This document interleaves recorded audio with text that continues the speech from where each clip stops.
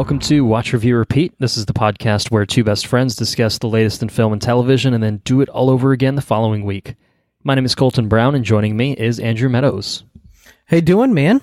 I'm doing well. Been busy, of course, but doing well otherwise. How are you? Doing pretty good.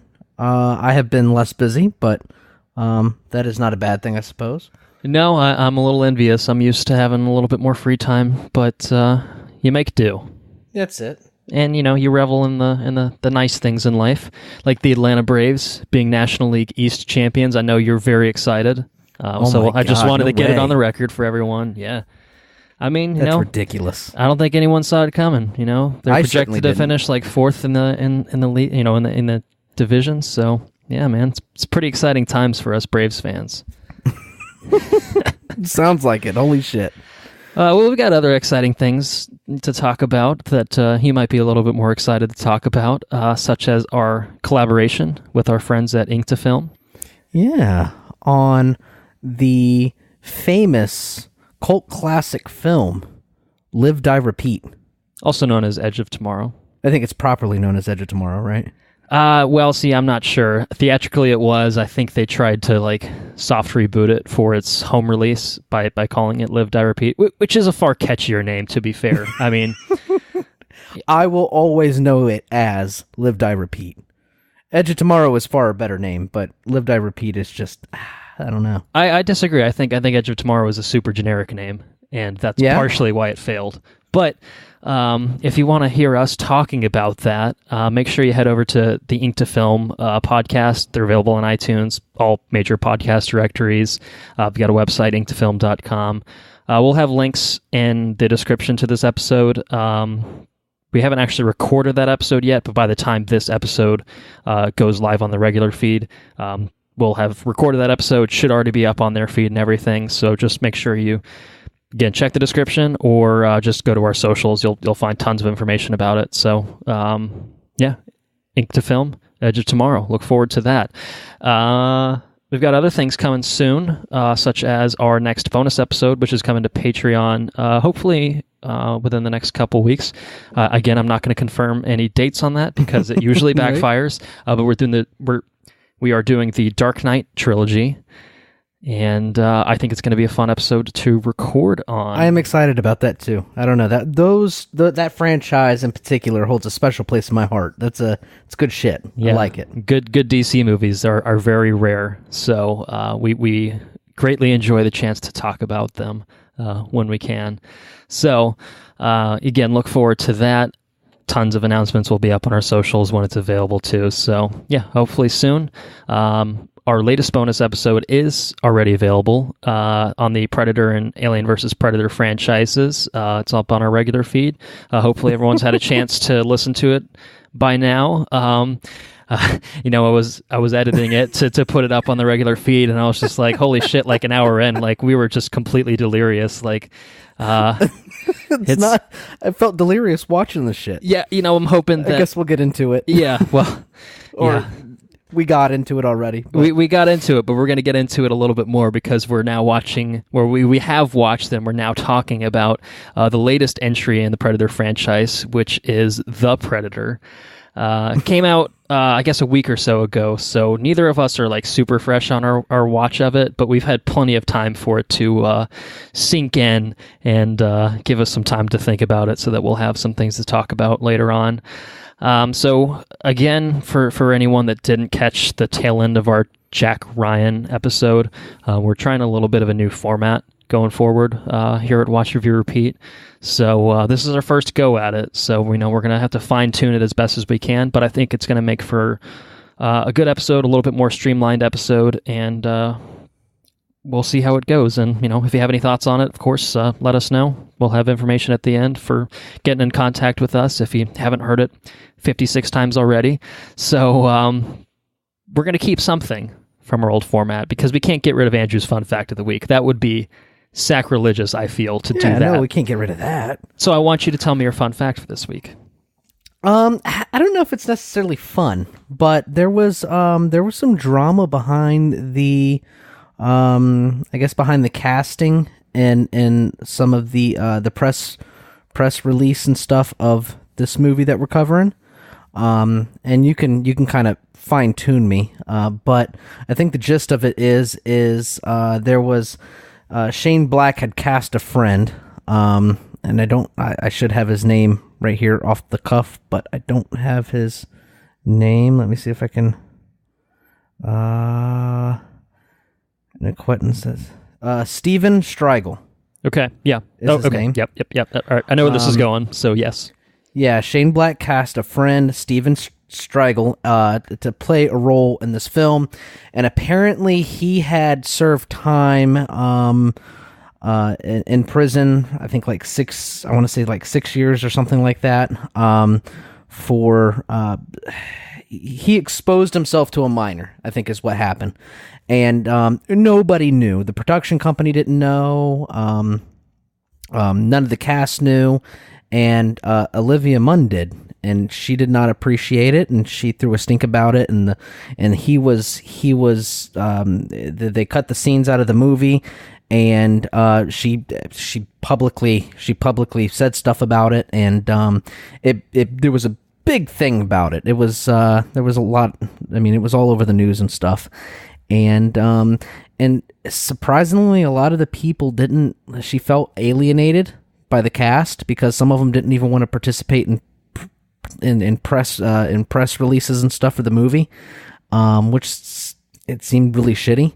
And of course now everybody's come out and gave an excuse one way or the other, and some people came out and said, "Listen, I fully support you bringing this up," and blah blah blah blah. But anyways, it sounded like a lot of the cast was really shitty there in the beginning. They're just like, I don't want to be associated with anything that's going on with this, and they just completely alienated her. But yeah, did you hear about this? I'm sure you did. I did, yeah.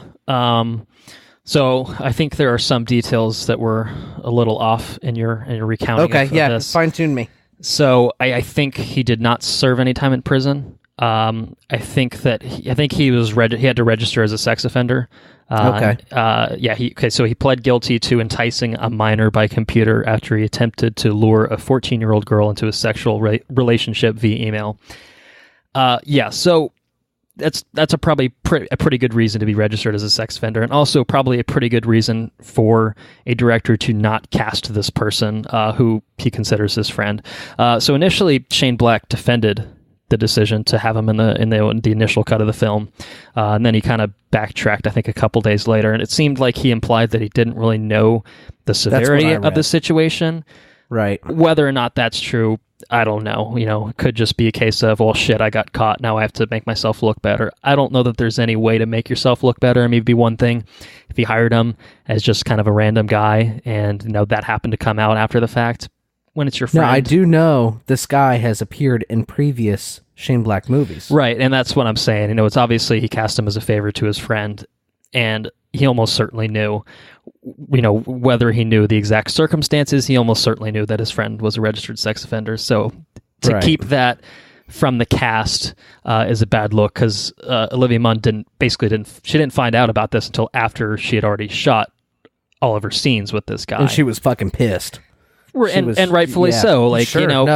It's one thing to, hey, this guy's a sex offender up front, and then, maybe you can have a conversation at that point, or you can just shut that shit down immediately if you don't feel comfortable with it, which would be well within her right to do. But yeah, just kind of the whole situation was handled about as poorly as you could do it. And, to your point about the cast kind of not really doing anything with, like, yeah, that's kind of not something we want to deal with right now. That was mostly accurate. I think after some public pressure, a lot of them were like, yeah, we stand with Olivia Munn, and I mean, they should. So yeah, it's just the delay in their responses. I mean, I guess predominantly all these people are predominantly men, so I guess maybe they. I mean, yeah, and that's true. But anyways, that was kind of the drama there. Yeah. So they ended up cutting his scene from the final cut of the movie. Long story short, and generated a little bit of controversy. Maybe it impacted the film. Maybe it impacted the reviews. I'm not sure. We'll get into it as far as whether or not we felt that there were some other issues present in the film that maybe would justify the poor reviews that it got. We'll get there. We'll get there. Before we get there, I want to talk about some news. So again, we're handling things a little bit differently this time. So I've just got a few things that I feel are things that get me excited. Things, coming out in the future that I'm like, fuck yes, get that motor going, want to talk about that. Yeah, so, it's less of a here's what's happened over the past couple weeks and more of a here's what's happened over the past couple weeks that are really fucking cool, that I'm really fucking excited about. So, first thing, of course, is the Captain Marvel trailer that came out. Finally got a look at the next Marvel Studios film coming in March 8th, 2019. First female-led Marvel Studios film, and only took 10 years and 20 movies for it to happen. It's coming, man. It's coming, okay? But it's coming, better late than never. And apparently it's being released on Women's Day. Did you know that? Yeah, International Women's Day is when it's coming out. Surely not a coincidence. This thing's racking up a lot of views. I think it's got a ton of, it's one of the highest viewed trailers that Marvel Studios has ever put out. I don't think it's quite at Infinity War type numbers or anything like that, but I mean, that's kind of a whole different beast. Yeah, and I think that this movie could definitely track for a Black Panther type opening in terms of the response. Oh, yeah, I can only imagine. And it looks fucking good. And that certainly helps, is that it looks really good. There's a lot of things in this trailer that, talking about things that get me excited. I think there's a lot in here to get excited about. The 90s setting, just her crashing into a blockbuster. Pretty cool. A good way of establishing the setting. And then there's just a lot of little things in here that, as a comic book fan, I just get super stoked about. And I really enjoy kind of seeing how this movie kind of plays with, previously established characters. We see a de-aged Sam Jackson as Nick Fury. Looks fucking amazing. Ridiculous, yeah. We get a brief shot of Ronan. Can't really get a good look at him, but we have some pictures of him where you can kind of see that he's, still working for the Kree. You know who else is de-aged? We got a brief shot of Phil Coulson. Yeah. So that's pretty cool. And of course, we got a good look at Carol herself. And I think what really struck me about this trailer is how Earth-centric it seems to be. Mm-hmm. I just figured this would be kind of a very cosmic type adventure, and it very well might be. Maybe they're holding some stuff back, but yeah. Yep. I don't mean to cut you off, but there's one person that looks super badass. He's got or he or she, I don't know who it is, but they have their maskins at their nose, and it looks like they have a mohawk, and it's near the end of the trailer. Do you know what I'm talking about? Yeah, that's Captain Marvel. Is that Captain Marvel? Yeah, she's wearing a helmet, man. That's a look that they pulled straight from the comics with the mohawk and everything. Man, that looks fucking cool. Yeah, it looks pretty sick. I'm pretty ecstatic to see the helmet included here. There's a lot of goodness. There's a lot of cool shit in here. I think the way that they're handling the flashback seems to be really smart. Instead of kind of giving a standard origin story template, it seems like maybe they're going for like a Batman Begins-esque kind of cross-cutting, which I think is good. I think she's a character that the general audiences will kind of want to see how she becomes, super-powered Captain Marvel. But yeah, there's lots of stuff in here that's really cool that I'm really excited for. Even just that closing shot of her, basically going Super Saiyan looks fucking awesome. So it does look cool. Did you see where they were giving a bunch of shit people were giving her shit because she didn't smile in the trailer? Did you see that? Yeah, I've seen that. Jesus Christ, fucking stupid. You just want to smack people. Yeah. I didn't even want to bring it up because I don't think it warrants being talked about, but right. People are fucking stupid. If you want an actual explanation, and you don't need an actual explanation, she's a brainwashed alien space warrior. That's all you need to know. It's kind of like... How about there's nothing to fucking smile about? Yeah, well, that's what I mean. Come on. That's what a ridiculous complaint. I'm starting to get angry just thinking about mouth breathers getting pissed off about shit like that. Fucking ridiculous. She did rebuttal in a pretty good way, though. Yeah, she was pretty good. She basically did the face app of all the other Marvel posters, kind of put it up on her Instagram feed. That's pretty good shade. So, mad respect to Brie Larson for handling the trolls. And if you haven't seen The Room, watch The Room before you watch this movie. Small correction. Not The Room. You mean Room? Yes, you mean Room. Let's clarify that. I guess you're right. I'm sorry. Yes. Room. I mean, you can watch The Room if you want, but you're going to be very puzzled by what we're talking about right now. No, Room is incredible. What an incredible movie. Yeah, I agree. Yeah, and she won an Oscar for it, so she is, anyone just like, oh, she can't emote. Like, yeah, no. Fuck you. That's it. You're wrong. Wrong. Anyways, Wrong. yes. Exactly. It's going to be really, God, I'm really excited. So, yeah. Good news. I look forward to that movie coming out in March. I'm also looking forward to some more Marvel news that we got concerning some of their superheroes that are going to be coming to a Disney streaming service near you. This is actually really cool. They are creating shows for that streaming service centered around some of their cinematic characters that have already made their debuts. Mm-hmm. So two characters that have been named for the original variety source are Loki. Everyone loves some Loki, and the Scarlet Witch. And I know I love me some Scarlet Witch. So they're going to sounds like they're going to be like 6 to 8 episode miniseries focused on the characters. The expectation is that the original actors will portray those characters in those series. Really? So we're looking at Tom Hiddleston, Lizzie Olsen coming back to play those characters. I don't know if we have any more real details on kind of exactly when these would be coming out or how that would work, but it seems like Marvel expensive. Studios is it definitely sounds expensive. Yeah, there's no doubt about that. I mean, if you're going to get, that Hollywood talent to come in for it, you're probably going to pay them some big bucks. But Disney's got money to spare, man. Yeah, they do. Yeah, they do. So we don't doubt Disney. But yeah, it's really, really cool. It says there's going to be some other superheroes probably getting their shows. I mean, I would think that, if you see a character like, well, maybe they won't get their own movie, like a Hawkeye type character, I'd be 100% fucking down just to watch a Hawkeye show. Sure. I mean, I'm a sucker for this sort of thing. I'll probably watch any of these.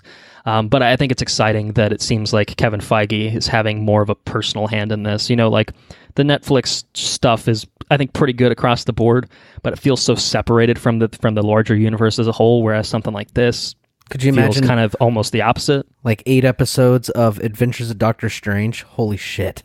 I mean, that'd be pretty badass, but I would expect anyone that already has their own movie franchise is probably not going to get a show. I feel like that's counterintuitive. Yeah, I guess you're right.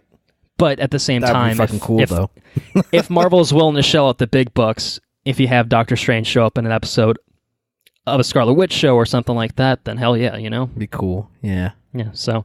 and a really good time to have a Disney streaming platform, too, since they just acquired Fox. You get all the X-Men. I mean, there's a lot of different things that they can pour into that, so... Yeah, and they're about to have majority ownership of Hulu, too, so... Are they really? I didn't know about that. Yeah, well, that's part of the Fox deal, so yeah. Holy God. Oh, my goodness. Disney rules the universe, I think is what's happening here. All right, well... And they're going to rule Netflix as far as I'm concerned. When Daredevil Season 3 drops on October 19th, nice. 2018. Excellent segue. I like it. Oh, thank you. Thank you. So, yeah, I think I talked about it maybe the last episode we recorded, how Daredevil Season 3 might be coming sooner than most people realized, and I was on the money. October 19th, that is literally less than a month away from recording, just over a month from when Iron Fist Season 2 dropped, so Marvel and Netflix are not fucking around with their shows this year. They are just kind of just dropping them. I mean, I think that's 4 this year. I'm pretty sure Jessica Jones was earlier this year, so yeah, that's 4 this year. I mean, that's the 4 Defenders all in one year. Like, that's a pipe dream, if you told me that was going to happen 2 or 3 years ago. Yeah. And this date announcement looks fucking hardcore. I mean, we see Matt kind of in the Devil of Hell's Kitchen suit. He's all bloodied up. He's spouting some dark ass shit. Let the devil out. He's not happy. Like, death did something, or, I guess he didn't. Looks like you have die or whatever, stroking his suit and stuff. Yeah, it looks like he's rocking some that comic accurate white suit. So I'm excited to see Fisk back, man. I think this might be the best season for Marvel Netflix this year. I mean, Daredevil's my favorite show. I've said that before, but this looks. I mean, it's like 30 seconds of footage here, but it looks fucking great. It does look great. Just Daredevil's such a compelling character. And I don't know, they really hit it out of the park. They continuously hit it out of the park with all the Daredevil shows. So yeah.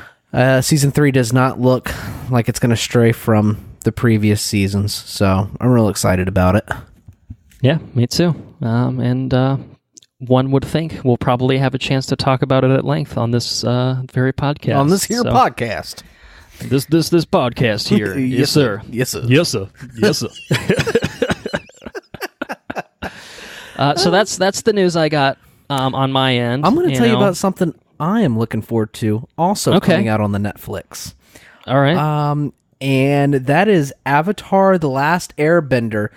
It's a live-action series coming out on Netflix. And you might be saying to yourself, well, they tried the live-action before and it was fucking terrible. You beat me to it. And you're not wrong.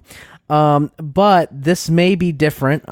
They have the original creators of the Nickelodeon's cartoon Avatar: The Last Airbender, which is Michael DiMartino and Brian Conazico. And I don't have it in front of me, so it sounds good to me. All right, yeah. And they're bringing those boys in to make this show. And from what I read, and I don't know where I read this at, but there's not going to be any whitewashing or anything like that. So it sounds like it's going to be an authentic, just sounds fucking really exciting.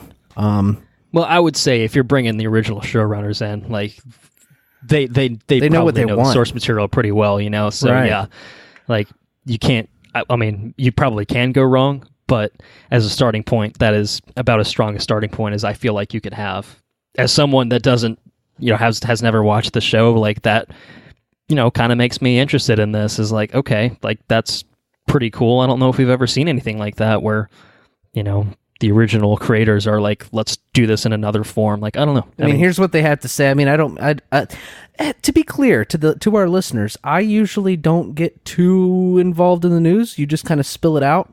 So I'm kind of feeling my way through this. So if I get ranty, you just let me know and you just cut the shit out. But the creators said that we can't wait to realize Aang's world as cinematically as we imagined it to be, and with culturally appropriate, non-whitewashed cast.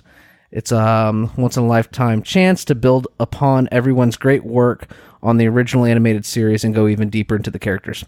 And they said that Netflix is wholly dedicated to manifesting our vision for this retelling, and we're incredibly grateful to be partnering with them. On a side note, they released the complete series, and it's nearing $5 million in retail sales since its release earlier this year. Well, it's probably no surprise that Netflix would say, all right, now's the time. Because I would imagine, if I'm reading that statement correctly, Netflix is probably dropping some serious dough on this thing. They have to. I would think so, yeah. They would have to. Yeah. I mean, don't get me wrong. You could do it. You could do the effects practically to a certain extent, but in order to do it right, you have to have some CG in there. It's going to get expensive. Yeah. Mm-hmm. So, I don't know. Really exciting shit, man. Yeah, that sounds really cool. I'm curious about it. I myself will eventually be part of was it $5 million in sales? Is that what that was? Mm-hmm. Did you buy one? Not yet, but I'm thinking that I will get it closer to 6 million. I mean, that's misleading. I'll get it a little bit higher than 5 million. Right. I'll get it. You know what I mean? $20 to $30 higher. What I'm saying is, I'll probably buy it at some point. Yeah. Whether I watch it immediately, maybe not. But maybe maybe like a summertime kind of thing. It's a good deal, man. Have a little bit more free time. It's a really good show. It's almost like I think I don't know. It's a lot of episodes. But one day you'll get into it, I'm sure. Something else I'm really excited. Yeah. Something else I'm super excited about, and I was really let down when I heard the initial news of the director they had pinned in there for Bond 25. Yep, Danny Boyle. Yeah, we heard he we talked about had this been fired or departed, creative differences, blah blah blah. Yeah. Well, they found a replacement. Yeah, they did. Who's the replacement? Cary Fukunaga. That's a pretty big fucking get. Yeah. Like, I'm gonna jump on your parade real quick. Jump on it, dude. Let's talk about it. I was disappointed when Danny Boyle was gone. I was just like, Danny Boyle's a super fucking inspired choice to do a Bond movie. And I'm like, almost certainly they're like, they can't find someone that's going to get me more excited than Danny Boyle. Right? I was wrong. Cary Fukunaga, I think, is an even more inspired choice. I mean, dude's got chops.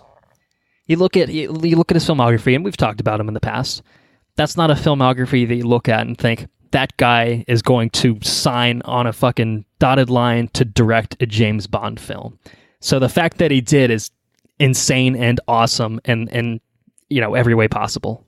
Is it already written? Okay, so that is... So yes, so Danny Boyle brought his guy in to write it.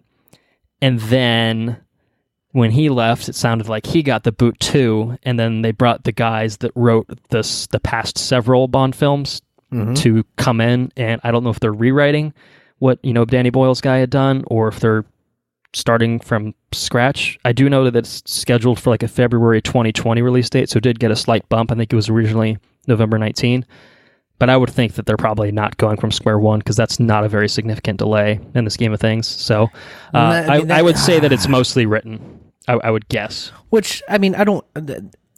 The other Bond movies are fun. That's okay. I don't fault them for that. But at the same time, Cary's a very capable writer. I don't know. It seems like it'd be really exciting to have him write one too, Yeah, well, I don't think he's going to write anything, I don't think he's going to write his own script, but I would definitely, most directors tend to bring their own flourishes. Well, sure. And, have another pass at it. So I think that if nothing else, having him, he almost certainly looked at the script before he signed on, you know what I mean? So yeah, even if he doesn't do anything with it, he probably saw something in the project that made him say, yeah, I want to be the guy that does this. Because he's not a guy that I don't think really does that a whole lot, No. He definitely seems like the type that, unless it's something that actually seems kind of personally interesting to him, he's not going to sign on for the paycheck. So the fact that he did sign on, to me suggests that, hey, maybe there's still something here. So no, yeah, dude's incredible. Say it, I'll say it again. If you haven't seen Beast of No Nation, I think is that what it is? Yep. You need to watch it on the Netflix. It is an incredible movie. Also, True Detective season 1, I think, is the best show on ever. I think. So yeah, fuck. So good. I'm very excited about that news. The last bit of news that I have is Joaquin Phoenix makeuped up as the Joker. Jaquan? Jaquan's got he's the Joker, man. Yeah. So WB put out, I guess it was considered test footage on Twitter of Joaquin or Jaquan. We can just call him Jaquan. It's fine. He's the next Doomhall for us. Well,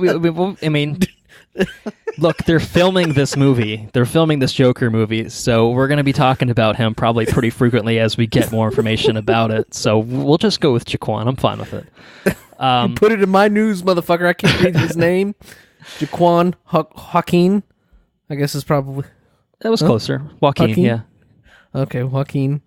Anyways, he's dressed up. What do you think about that?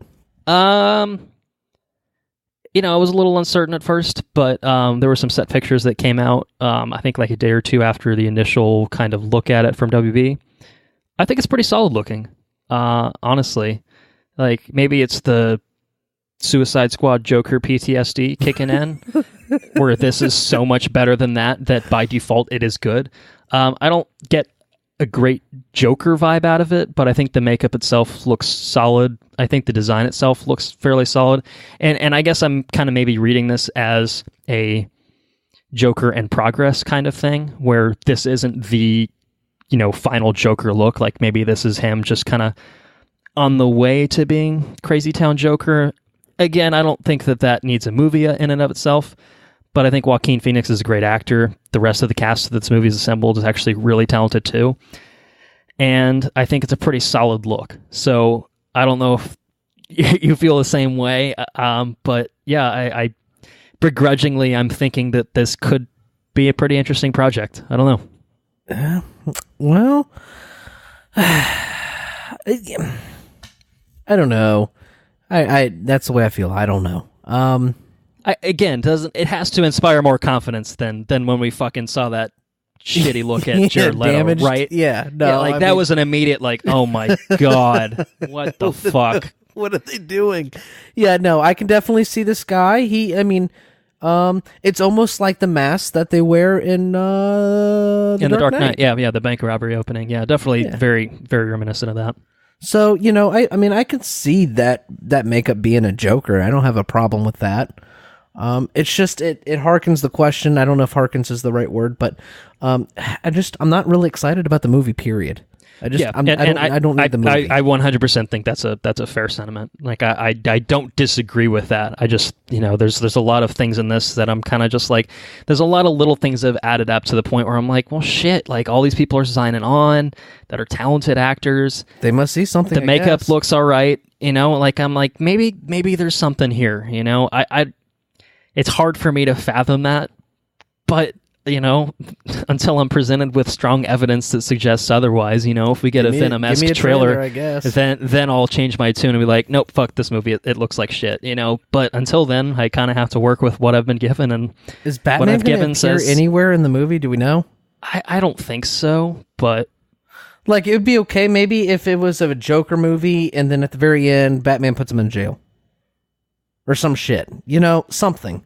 I mean, I don't know. Okay, so I don't think so, and the reason I say I don't think so is because they did cast someone to play Thomas Wayne, which to me implies that it's an era where there is no Batman. There isn't a Batman yet. Like, there's probably a Bruce Wayne, but I wouldn't think that he would be Batman, unless it's like flashbacks to Thomas Wayne. But I didn't really get that impression. So I think it's just kind of a, I think they're spinning this as an Elseworlds type storyline, where it's just like, hey, this is not part of the overall DC extended universe canon or whatever. It's just like this is a what if story or something like that of the Joker's origins or something like that. So I think that, kind of treating it as its own thing, just kind of its solo project, not really related to anything. So, there's not going to be a Batman in this just because that's not the part, the focus of this. I mean, it could be a fine approach, DC should be committed to making good movies first and foremost, and so if they can make a good movie first and foremost, I guess I'll take it. Yeah, it's true. Yeah, even if it plays fast and loose with like the DC mythology and stuff like that, then seems like it's been a decade since we've had one. So Wonder Woman was okay, but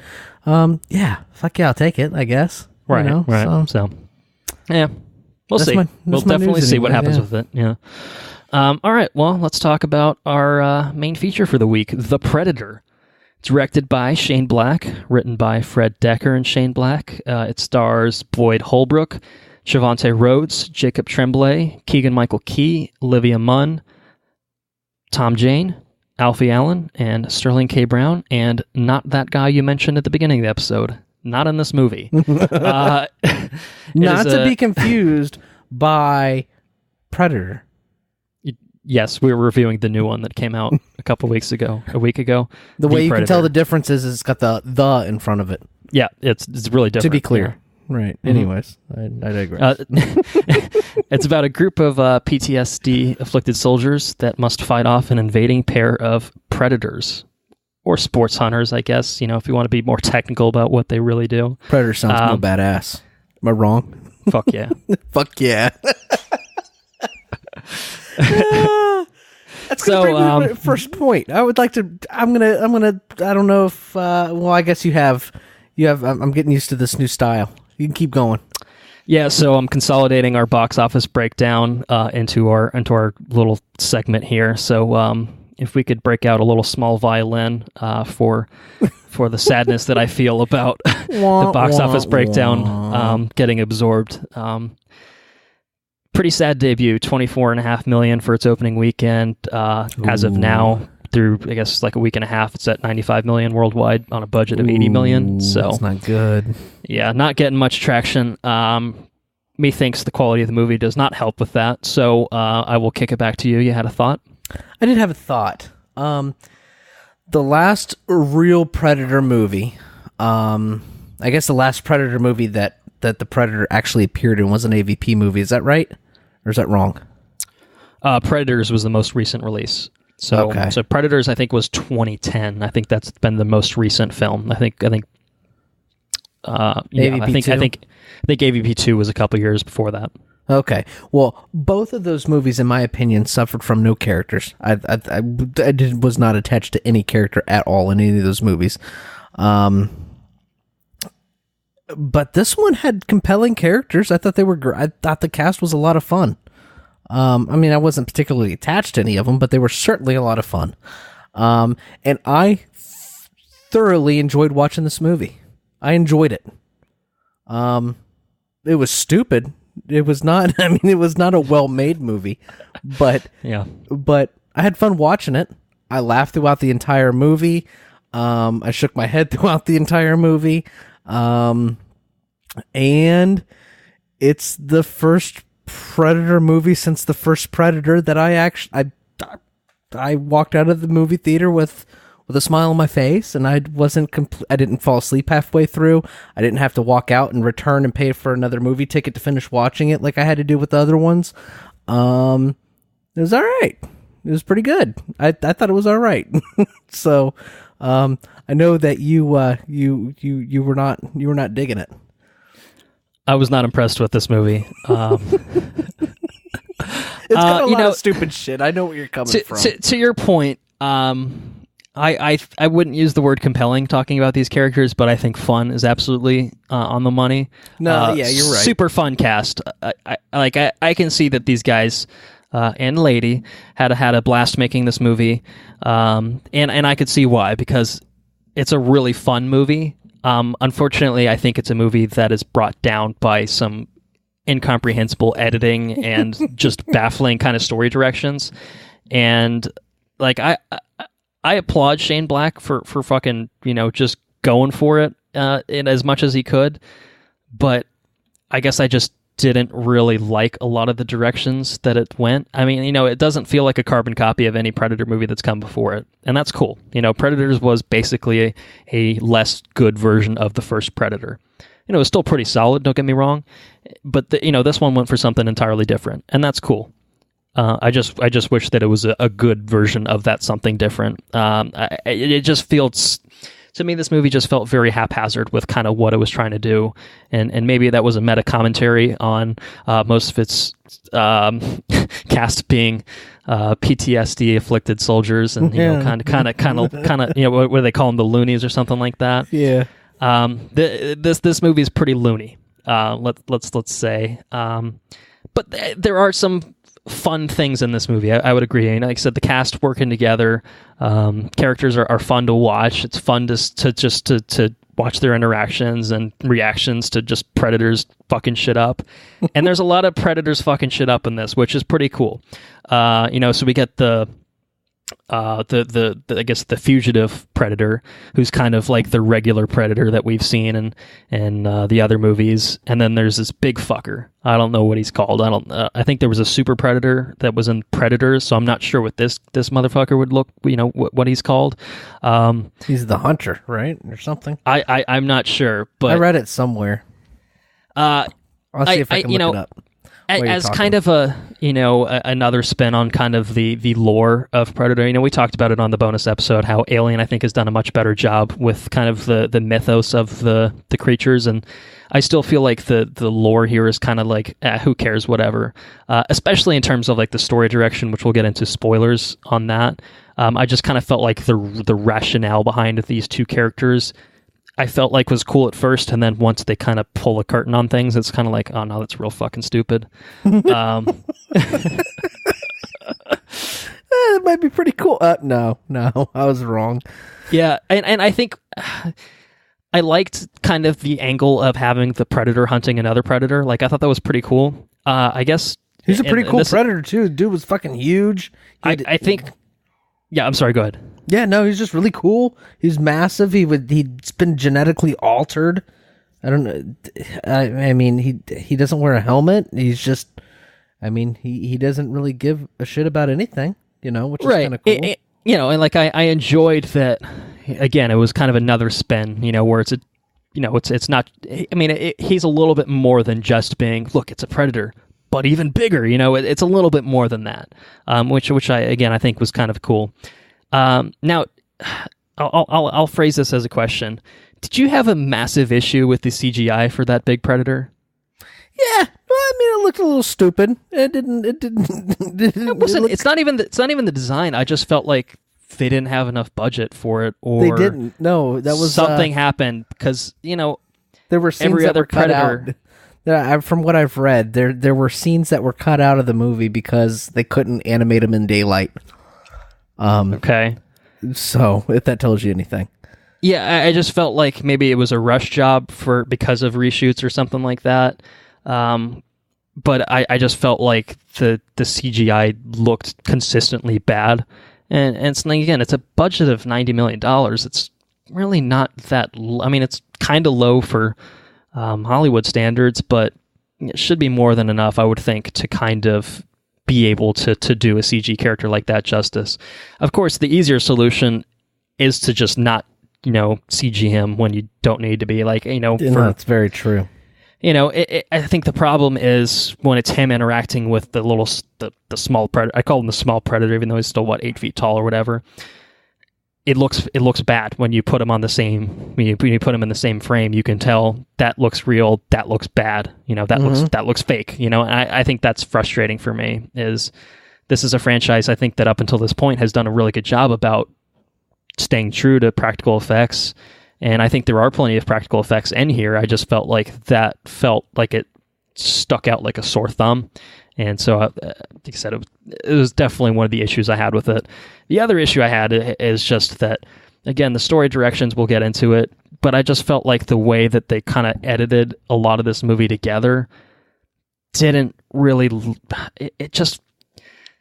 It feels very slapped together. I don't think you saw Fantastic, the Josh Trank one, but no. I actually got some weird shades of that watching this, where it felt like there's another version of this movie somewhere. It's probably better. I don't know that it's good, but it felt like this one got hacked to pieces. Like, I think there was a little bit more cutting than just cutting some sex offenders out of this movie. Like, whether it was a case of massive reshoots, which I know that they basically reshot the entire third act. I don't know if it's more than that, or if, it's too long, we got to cut it down to under 2 hours, or what it was, but something I think happened in the production process where the script did not get translated, I don't think, as well as it probably needed to be. So I think that there's a lot of fun scenes in here. There's a lot of cool moments in here. There's a lot of, interactions to enjoy. But I think that, if you take a step back and look at it as kind of like a full project, it feels very weird. It's chopped. It is chopped, for sure. Very, very choppy, and, it just almost seems like it kind of shifts directions here and there, and, certain characters kind of just... It's inconsistent. Well, I think Olivia Munn's fine in this. Oh, she's very... yeah. But, okay, yeah. Okay, all right. I see what you did there. Hand salute. But I just kind of, basically her character kind of morphs from, like, I'm a scientist to I'm, like, the super badass, like, and I was like, what's cool? Women can be badass too. I'm not disputing that, but I felt like it was incongruous with kind of the way her character was introduced. And she's then straight up chasing that fucking predator through that science facility. I was just kind of like... maybe we shouldn't talk about that. I don't want to go into spoilers, but... Yeah, we'll get into it, I guess. But I just kind of felt like, it was just kind of odd. I don't know. Like I said, I was on board with this movie for probably the first half, and then it kind of started to gradually lose me. And then by the end, I was just full blown. I said, I'm done. Get me off this ride. I've thrown up on myself a couple times, and I don't like that. Oh man, I think that, and we can we're going to talk a lot about it, I guess, but my affinity for the Predator after I suffered through those 5 movies or whatever it was, it was pretty low. It's like, the bar is set so incredibly low for this franchise. You're right. Yeah, I think, I agree with that. So when I went in to watch this movie, the bar, listen, there's one good one and the rest of them are shit. And I took it for what it was, and I walked in and I enjoyed it. But then again, the bar was set very, very, very low. So I don't know. Yeah. Maybe that's where I'm coming from, and I don't have an affinity for the lore because largely it seems like it's non-existent, or whatever was there is just pretty stupid. It seems like they just kind of change it movie to movie to kind of fit whatever story purpose they have. Like there's never really doesn't like ever seem like there's been a real consistent element to it. Like I said, Predators had a bunch of other fucking designs, and they had their own like Predator hounds, and then this one has Predator hounds, but they're different Predator hounds, and so okay, all right. Whatever, who cares? Like obviously they don't care, right? You know. So I didn't really care going in, and I was expecting. I mean, I was excited about it a little bit, just because I thought it looked cool, and that's what I got. I got a very shallow, hollow experience, and I mean, it was okay. It felt like everything was consistent in the sense that it was just all very stupid. And I accepted that, Yeah. I don't know. I mean, I see where you're coming from, but I feel like at the end of the day, it's more still out a of Shane. poorly made movie, right? It is a Shane Black movie too. That's true. I expect for me again, Shane Black I think has put out some of my favorite films. I mean, Nice Guys and Kiss Kiss Bang Bang are both fucking phenomenal. This one's a little bit closer to Iron Man 3. I think Iron Man 3 is way better than this, personally. But, Iron Man 3, I think, was kind of a weird movie for a lot of people. Again, a kind of a movie where, like, the story direction was just like, this is not what I expected / wanted out of an Iron Man movie. It's kind of vaguely stupid. There's some stupid shit in Iron Man 3, There's some stupid shit. There's some fire-breathing people. So, that's what I mean. Like, again, props to Shane Black for kind of having ideas and pulling it in directions, but I think that, it just, for me, the direction here just didn't really land, I guess. I think that the cast is very Shane Black, in terms of how they interact with each other, and I laughed a lot too, just kind of watching these guys. Like, I thought it was really fun to kind of have that type of cast for this movie, that type of group of characters. I think it was really, really fun. Unfortunately, I just felt like they belonged in a better movie. So, I mean, that's pretty much what I have non-spoiler wise. Do you want to give your recommendation, or do you have some other thoughts before we get there? No, we can give my recommendations. All right, so I mean, recommendation wise, we've got go see it in theaters, wait for Blu-ray, wait for Netflix, or wait for someone to pay you to see it. So where do you land? I land on watch that shit on Netflix. That's where I land on it.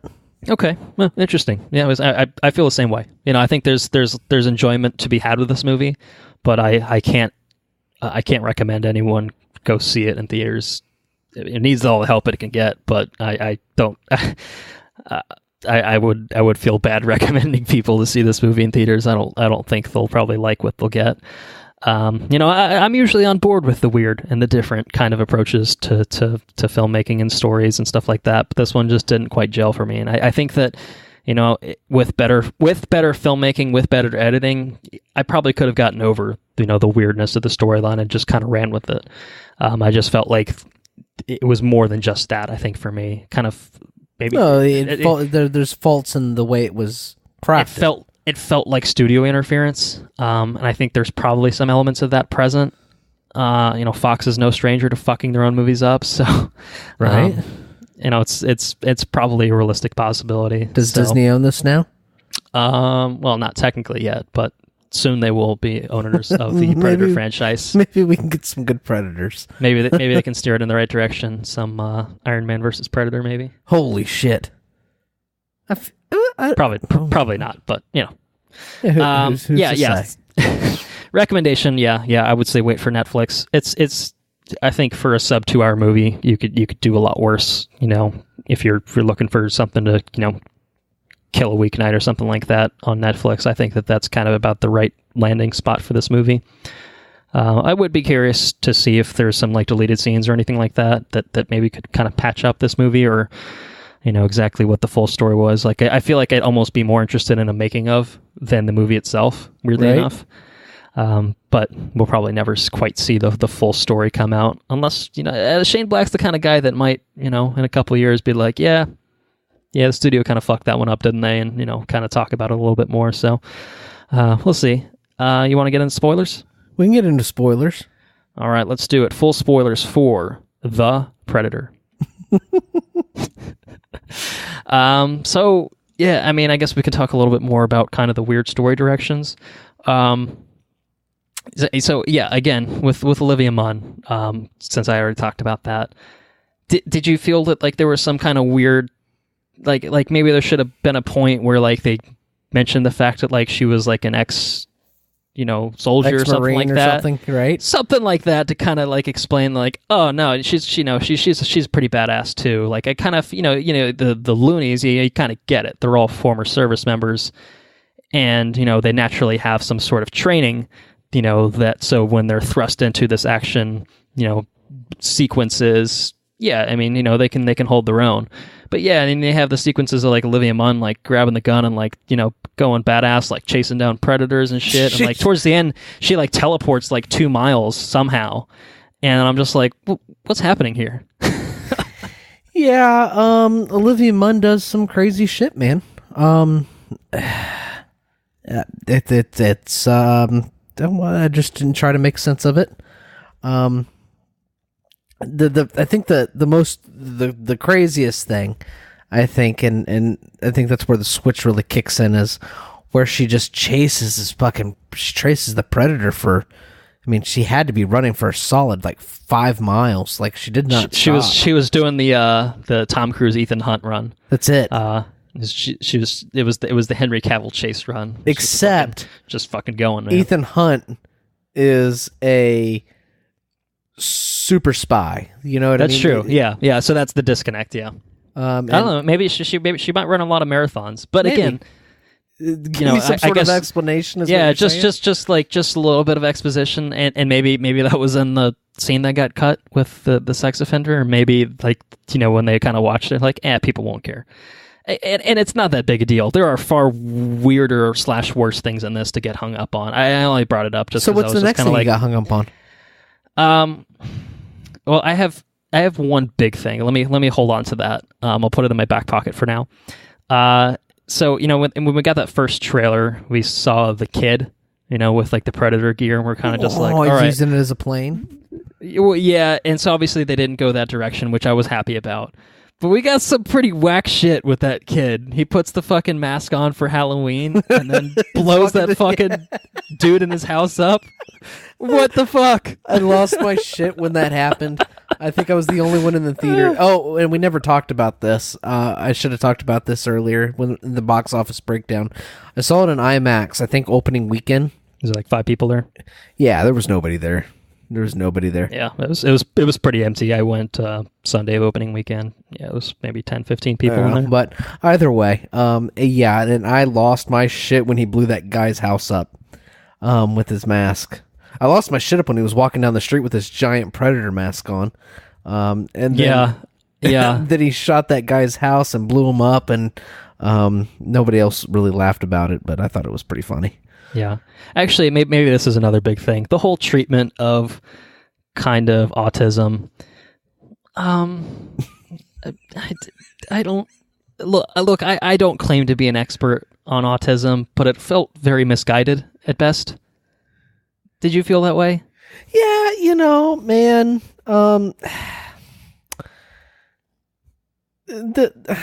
Like just the whole thing of like, this is the next step in human evolution, and then the Predator like sees him as like this great warrior, and he's like, I'm McKenna, I'm fucking taking his ass back to Predator world. But it's not Daddy McKenna, it's little kid McKenna. And I was just kind of like, this is cornball in like the worst ways. Yeah, it's stupid. No, it's definitely stupid. Yeah, no, that doesn't make any sense. I don't know. There's a lot of people with autism, functioning autism.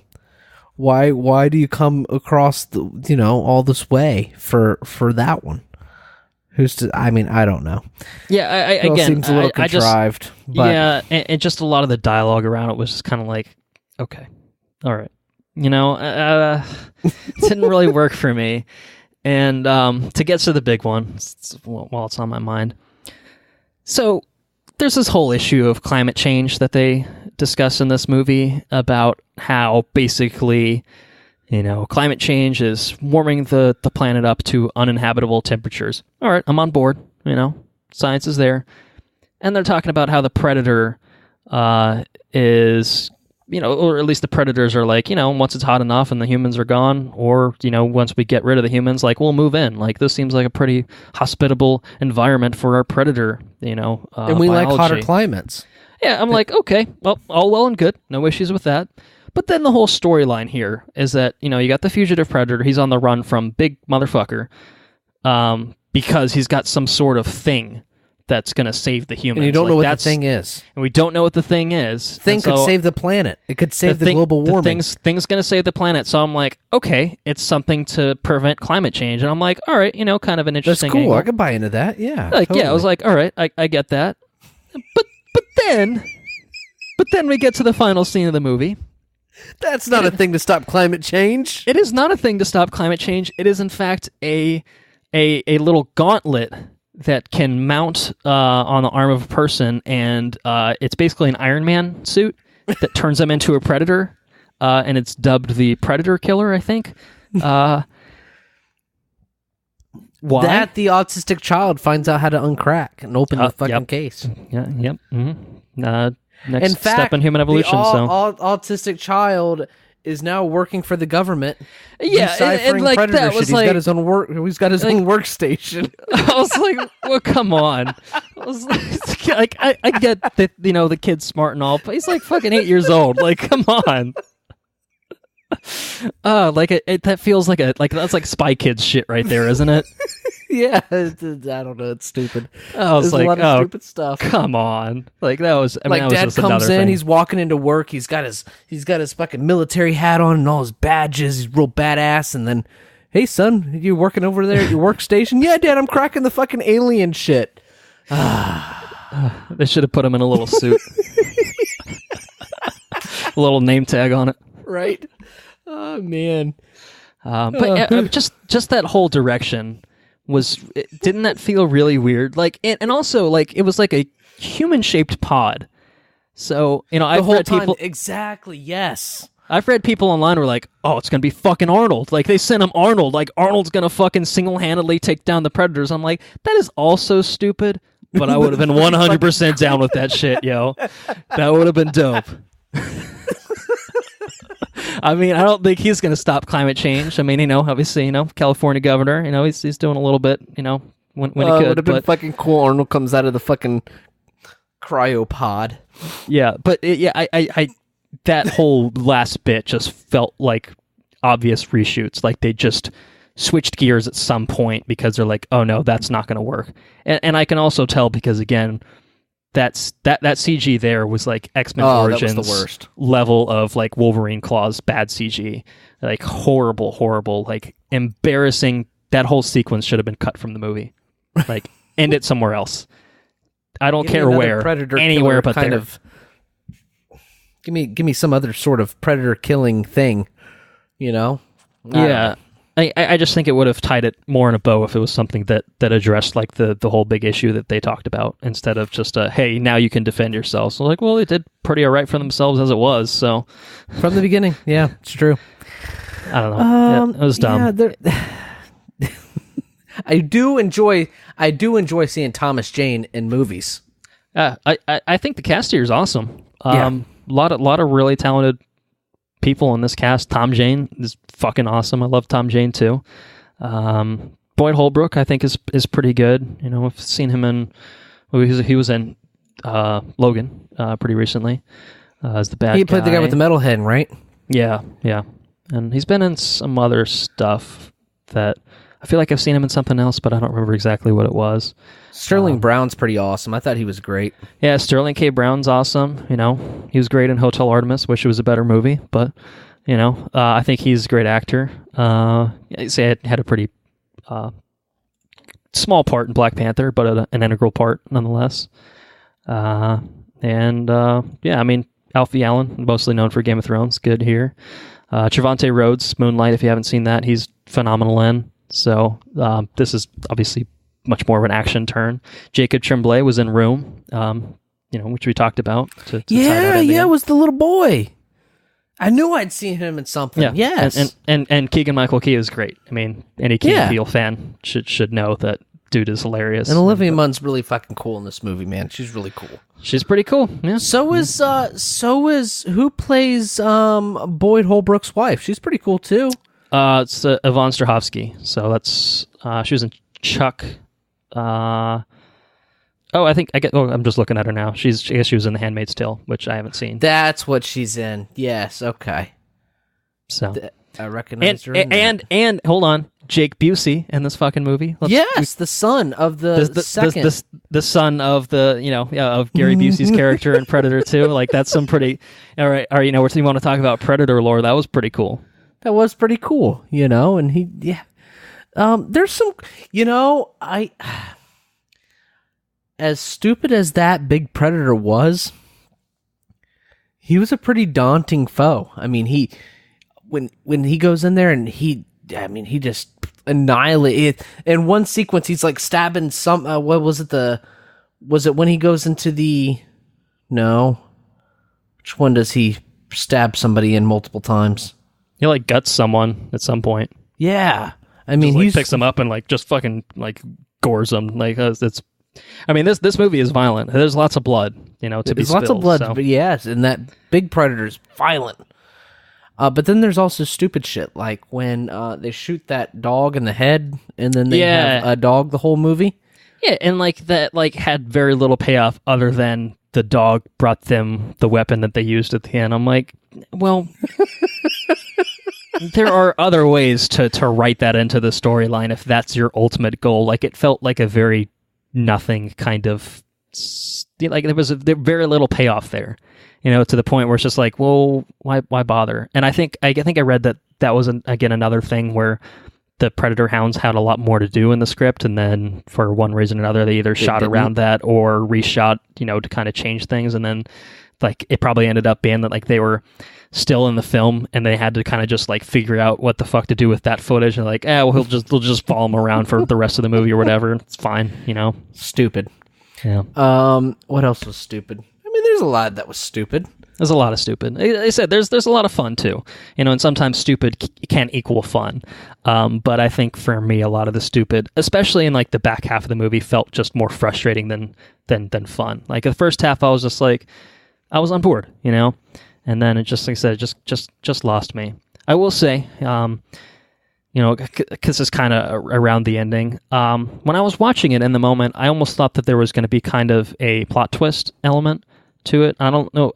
So I saw this with Henry, former guest on this podcast, several times now. Usually on the Marvel stuff. And we actually had a similar thought when we were kind of talking about it after the movie, how, going back to the whole idea of how that one Predator had brought technology or something, to save the human race. I almost thought that maybe the whole movie was going to get flipped on its head at the end, where it turned out that the fugitive Predator was the asshole that hated humanity, and the big Predator was actually like the one protecting humanity because what he had brought was like some sort of weapon that would eliminate the human race or something like that. Like almost felt like, and especially when they were kind of like, oh yeah, he thought the piece of technology got blown up, but nah, man. Like I thought maybe if the last scene was kind of a moment where they open it up like, oh sweet, like we're gonna get this badass thing, and then it's like a fucking bomb that just blows up half the planet. I would have been like, yes, I'm in. Like I still feel that would be a better ending than the Predator killer suit. I mean, it wouldn't be as good of an ending as fucking Arnold coming out. But what'd you think about that ship sequence? At the end when they kind of go on it. Yeah. I don't really remember I honestly don't really remember a whole lot of it other than like they're on top of the ship. You remember like, the guy force field thing? The guy gets his legs chopped off. Yeah. I laughed so hard. I thought this shit was so funny. Okay, and actually, you just reminded me of that. So it's almost like border. I mean, it's like a very poorly made Cabin in the Woods. Where Cabin in the Woods is fucking awesome. But that's actually a pretty good comparison.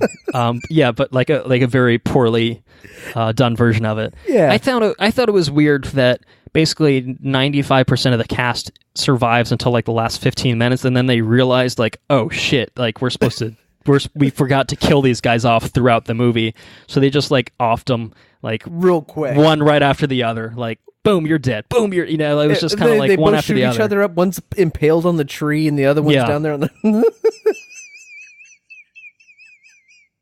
The whole movie, the whole last act is fucking crazy. It's just bonkers.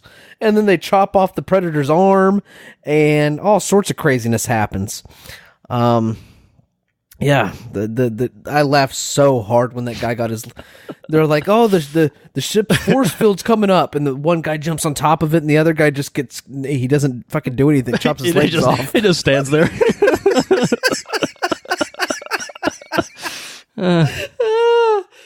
Oh man, yeah. So that was a thing that happened. Yeah, good stuff.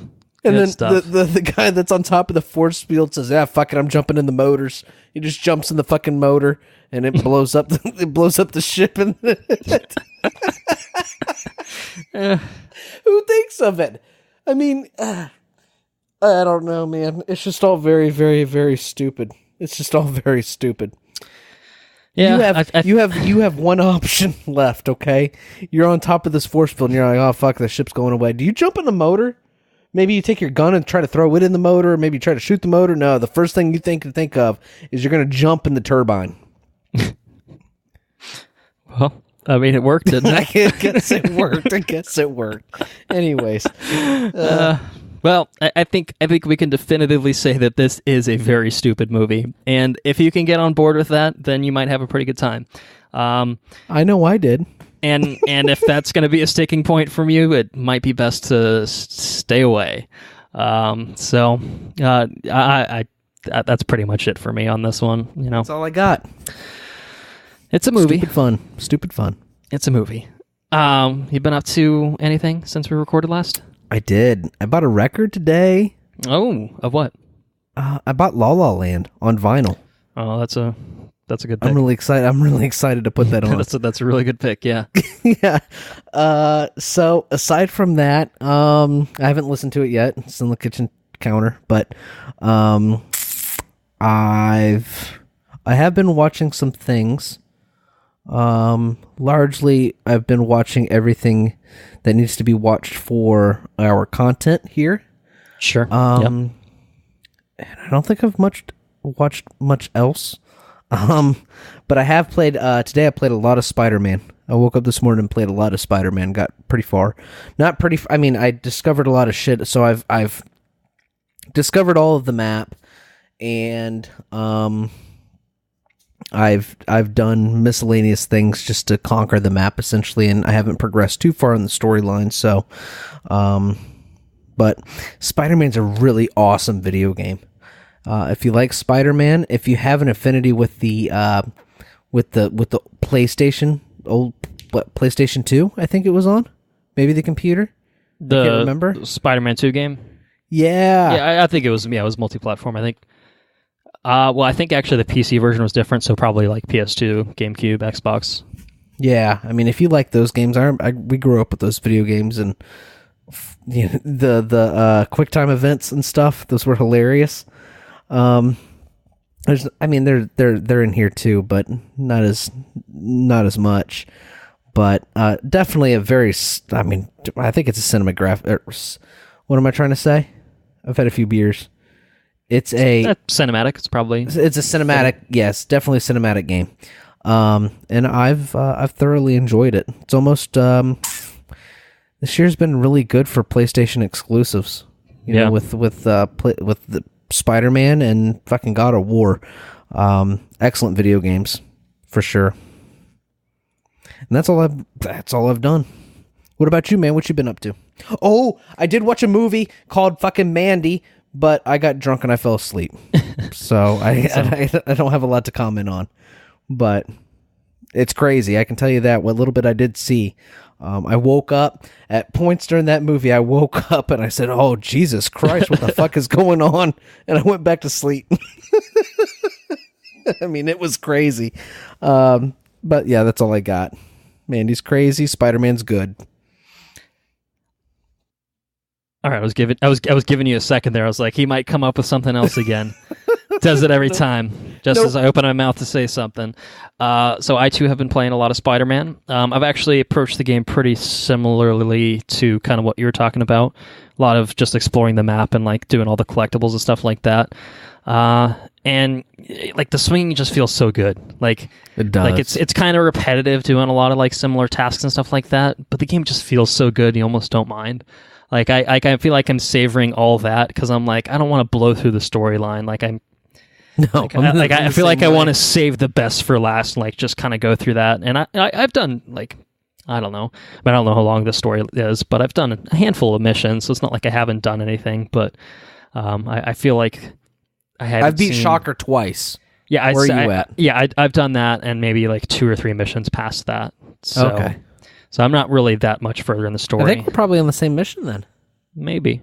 Yeah. Anyways, maybe. But yeah, it's really fun. It's a beautiful game. I've spent a fair amount of time just like taking some cool ass pictures in the photo mode. I don't know if you've done anything with that at all.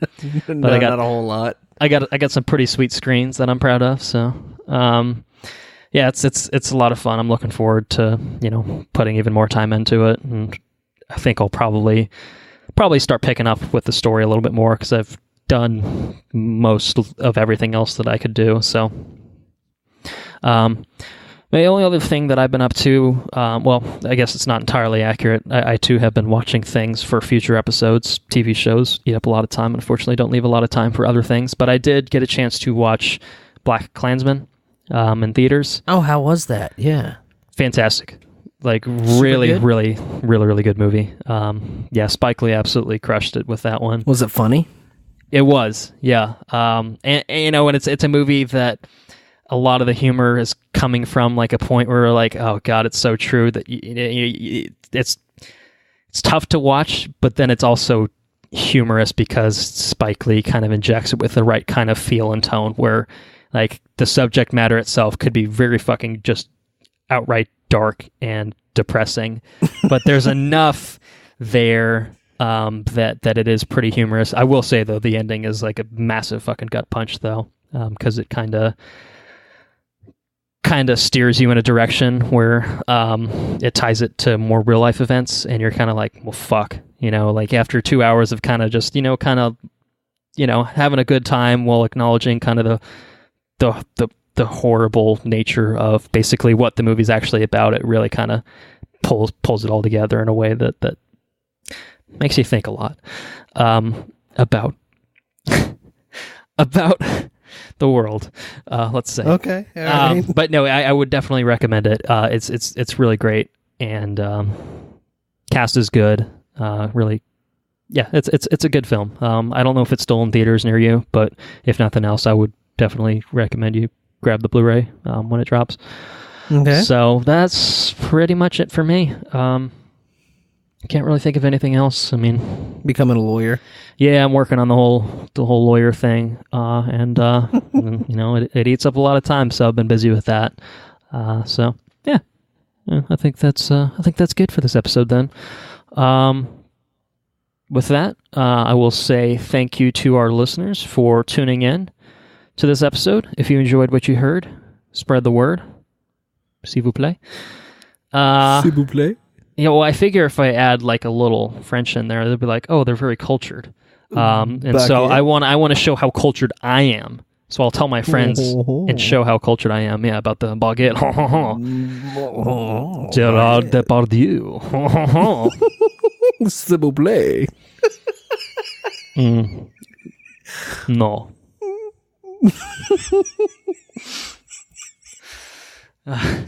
I think that's it. yeah. We're getting to the point where like, all right, let's shut this shit down. We're in the weeds. To recap, these are the weeds. To recap what I talked about at the beginning of the episode, again, Ink to Film collaboration on Edge of Tomorrow. Their friends Luke and James over there. So make sure you check that out. And again, episode description for links to that. Otherwise, look at our Twitter, Facebook, all that good stuff. We're at WRR Pod on Twitter. Watch Review Repeat on Facebook. You can like us that way. WatchReviewRepeat.com is our website. Has links to all of our socials, links to all our episodes, all the good stuff, and links to our Patreon, where you can give us a couple dollars a month and get some bonus episodes and early access to regular episodes in return. So if you feel like, throwing a little bit of money towards a good cause, or at least a cause that you enjoyed because you're so cultured, then you could be even more cultured by fostering the culture. Our Dark Knight Trilogy episode, as I mentioned, will be coming hopefully in the next couple weeks, so stay tuned for that. That'll be a real fun episode, everyone. Yeah, I'm looking forward to it. Question, comments, suggestions. Did you like the new format? Did you feel that it was almost exactly the same? Does it need a little bit more tinkering? Any thoughts are welcomed. You can send it to our Gmail account, watchreviewrepeat@gmail.com. Intro and outro track is Mechanical by Kevin MacLeod, licensed under the Creative Commons by Attribution 3.0 license. And as of now, our next episode has yet to be determined. So we had a thought to do a Heroes for Hire episode, but since Daredevil's coming so soon, we're tinkering with the idea that maybe we'll just do a 3-show episode for all the Marvel Netflix stuff. We're still undecided exactly what we'll do next. We also might do Mandy, as you mentioned. We might do the Maniac Netflix show from Cary Fukunaga. So we've got a lot of options that we kind of just need to sit down and figure out what we want to do. Is he part of that shit too? Yeah, he directed the whole thing. Holy shit! Oh my goodness. So, sounds like something you might be interested in watching. It's just crazy. I mean, it was... Anyways, yeah, I don't know. Maybe I'm just delirious. We'll figure it out, and we'll have it up.